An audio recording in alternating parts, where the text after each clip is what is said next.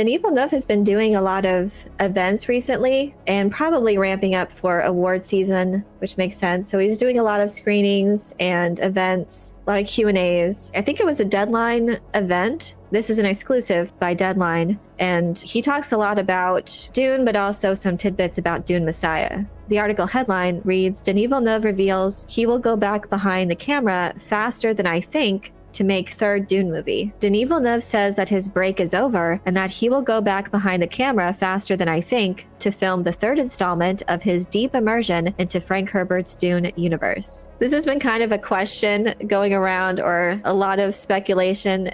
Is he indeed making Dune 3? Because we hear that it's definitely a sure thing, but we also know that he said he was taking a break after Dune Part 2, because he said he needed to take a break from Arrakis and do some other projects, which he has a myriad of other projects that he's attached to that he's excited for as well, that he's currently actively developing. So it made sense that he would take one of those projects on and then return to Arrakis, as he said himself. But it seems like he wants to stay in that headspace of Dune. And that I get, because if you're already immersed into the world, into the lore, it probably would make the most creative sense to stay immersed in it, as opposed to like going completely out of it, taking this huge long break from Dune, and then having to like get your brain and your creative process going again to be immersed in Dune again to get the other movie made. So it makes sense for me on the outside for him to want to stay within that kind of creative space when it comes to Dune. Villeneuve says, I'm in the writing zone right now, referring to Dune Messiah, though he was careful not to call it Dune Part 3. It's not Dune Part 3. Dune is over. Mainstream media started calling it that, Dune 3. That just was a line that just kept going around.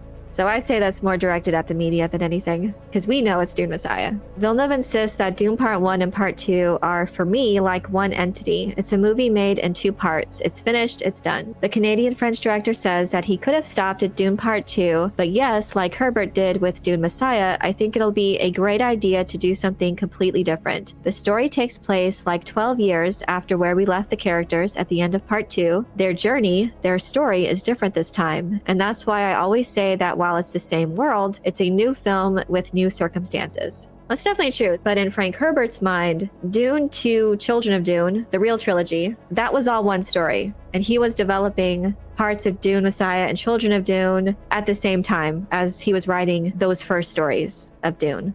So it was all kind of formulated together as one story and then broken up into parts. But Dune Messiah is different in its themes, in its characters' arcs. But how is that going to translate for Villeneuve's Dune Messiah? Because he compressed the timeline of Dune, that's going to also impact Dune Messiah. So yes, he says the story takes place 12 years after, but several years passed within the story of Dune itself, which you compressed together within kind of a few months, 6 months maybe. So there's definitely something to reconcile there. The story isn't going to progress the same. Obviously, I don't think it can. You've changed the timeline dramatically already. So how Elia Atreides will be presented, you're going to have to address those changes to make it fit within the story of Dune Messiah. And obviously with Paul and Chani, how you decided to leave Paul and Chani's relationship at the end of Dune Part 2, that's going to impact your adaptation of Dune Messiah. The age of these characters, they're all going to be different. So I wonder, like, how is he going to reconcile these changes in order to adapt this particular story?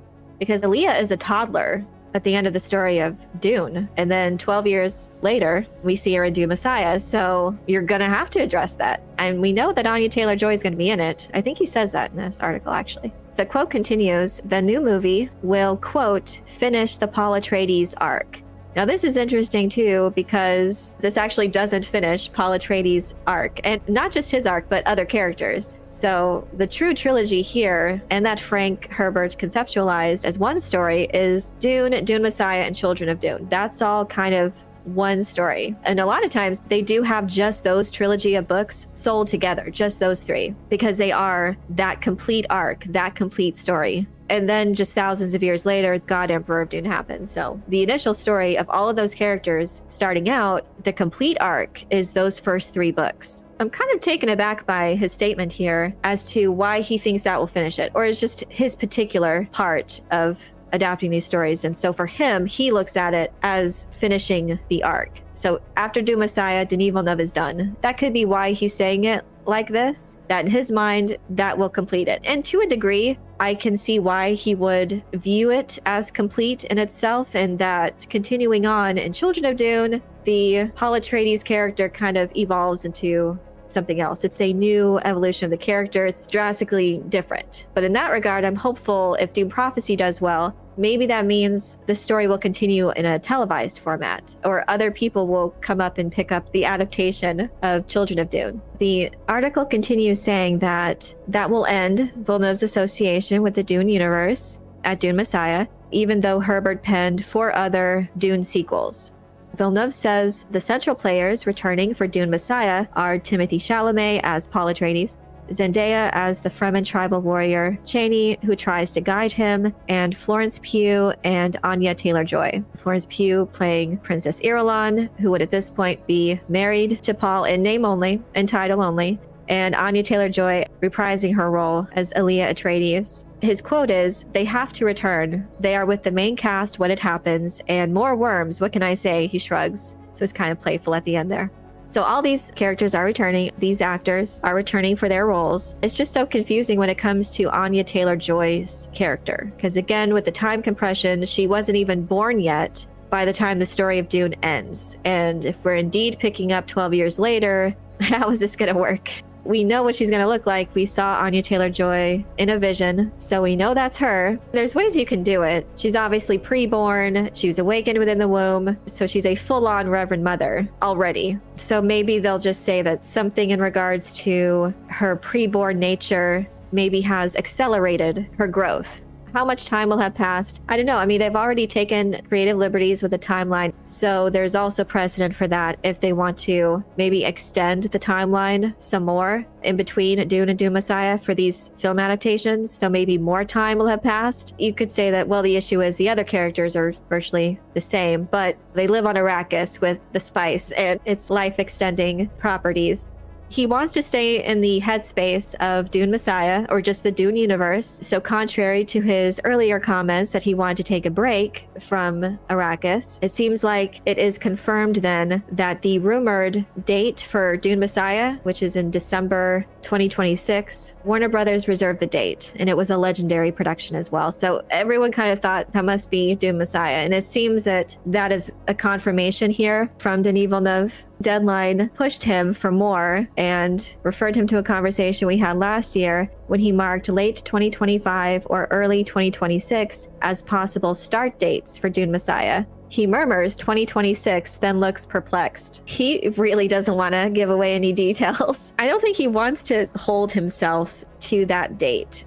They reserved it, but I just don't think he wants to keep it in mind. He's just full on into the creative process. He doesn't want to rush it, possibly. Denis Villeneuve said, quote, "These movies take a lot of time to be made, so it's best not to say out loud when I might shoot," he says as he looks up to his longtime publicist, who has strategically placed herself in his eye line.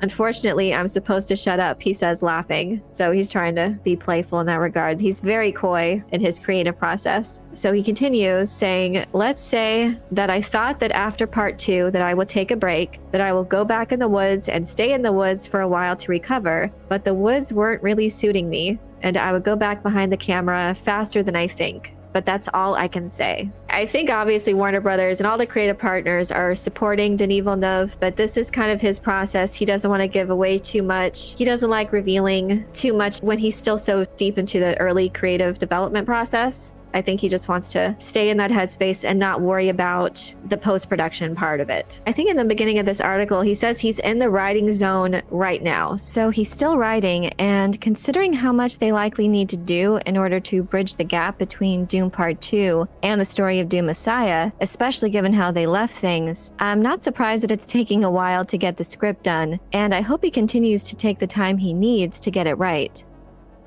But I'm curious to know what you think of Denis Villeneuve's comments about Dune Messiah. Do you feel it makes sense for this film to mark the end of Villeneuve's vision for the Paul Atreides arc? Let me know your thoughts in the comment section below. I hope you enjoyed this video. Leave a like if you did, and be sure to subscribe for more Dune and other sci-fi and fantasy news and lore. And if you're looking for other ways to show your appreciation, you can check out my Patreon page, where members get access to exclusive content and perks. Thank you all so much for your support, and as always, have a very nerdy day.